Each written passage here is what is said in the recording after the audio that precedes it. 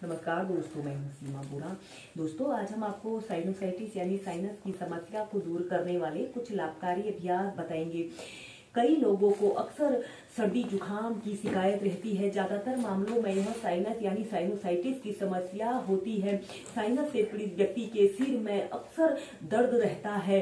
दोस्तों, साइनस श्वास तंत्र से जुड़ी एक ऐसी बीमारी है जिसमें व्यक्ति को सांस लेने में कठिनाई होती है, जो धूल, धुआं, वातावरणीय प्रदूषण और ठंडी हवा के संपर्क में आने पर यह समस्या और अधिक बढ़ जाती है।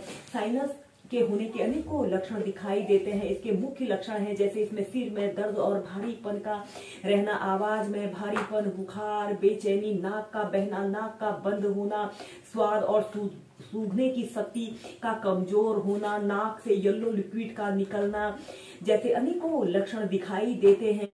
दोस्तों, साइनस यानी साइनोसाइटिस की समस्या को दूर करने के लिए सबसे पहले आप सूर्य नमस्कार को मध्यम गति से और लंबे गहरे श्वास प्रश्वास के साथ 5 से 10 मिनट प्रैक्टिस कीजिए। इसे करने से हमारे फेफड़ों में जमा कफ हटता है और श्वास लेना आसान हो जाता है। इसके बाद आप इन अभ्यासों को प्रैक्टिस कीजिए। इसमें सबसे पहला अभ्यास हम करेंगे योग मुद्रासना।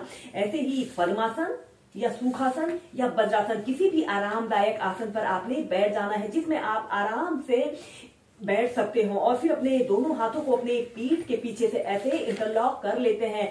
लंबी गहरी श्वास अंदर भरते हैं और श्वास छोड़ते हुए ऐसे धीरे धीरे ऐसे आगे को झुक जाते हैं। अपनी ठोड़ी को, अपने माथे को ऐसे जमीन पर स्पर्श करा लेते हैं और एक आरामदायक अवधि के लिए 30 सेकंड 2 मिनट ऐसे ही होल्ड करके रखते हैं।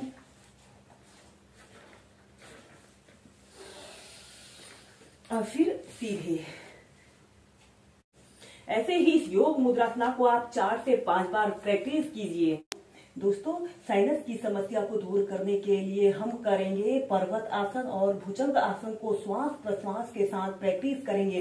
सबसे पहले आपने ऐसे पेट के बल सीधे लेट जाते हैं और अपने दोनों हाथों को ऐसे अपने कंधों के पास ऐसे रख लेते हैं। श्वास अंदर भरते हुए ऐसे अपने शरीर को पीछे की तरफ स्ट्रेच करते हैं।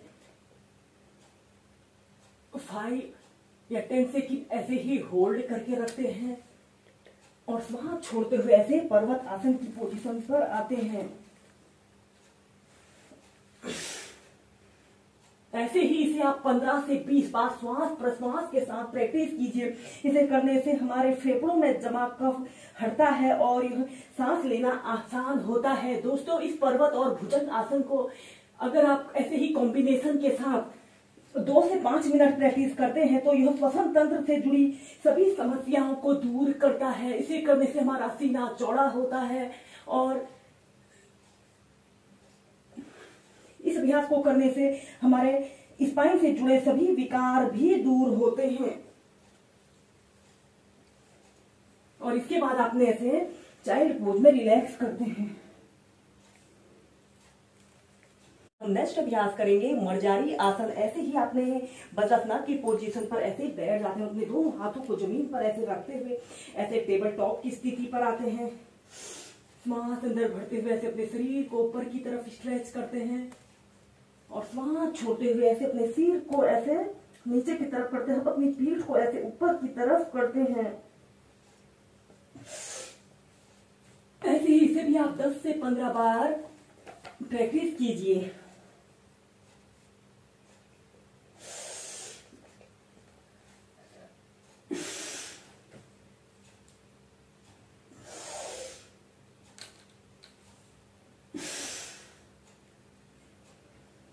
फिर बाद हम करेंगे गत्यात्मक पश्चिमोत्तानासना। सबसे पहले ऐसे ही स्टाप पोज की पोजीशन पर ऐसे ही बैठ जाते हैं। श्वास अंदर भरते हुए ऐसे अपने शरीर को ऊपर को उठाते हैं और श्वास छोड़ते हुए ऐसे पश्चिमोत्तानासना की पोजीशन पर आते हैं। कुछ देर होल्ड करके रखते हैं। फिर इसके बाद आपने ऐसे पीछे को सीधे लेट जाना है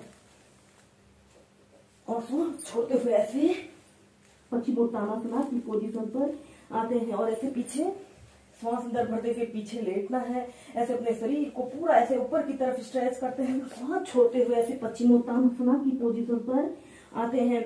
ऐसे ही इस गत्यात्मक पश्चिमोत्तानासना को आप 2 मिनट से लेकर 5 मिनट तक प्रैक्टिस कीजिए। दोस्तों, इस अभ्यास को करने से हमारे श्वसन तंत्र से जुड़े सभी विकार दूर होते हैं। इस अभ्यास को एक बार और प्रैक्टिस कर ले। सबसे पहले ऐसे ही स्टार पोज की पोजीशन पर आपने बैठ जाते हैं। श्वास अंदर भरते हुए से अपने शरीर को ऊपर की तरफ उठाते हैं और श्वास छोड़ते हुए पश्चिमोत्तानासना की पोजीशन पर आते हैं। फिर श्वास अंदर भरते हुए ऐसे सीधे लेट जाते हैं। श्वास छोड़ते हुए पश्चिमोत्तानासना, श्वास अंदर भरते हुए सीधे लेट जाना है।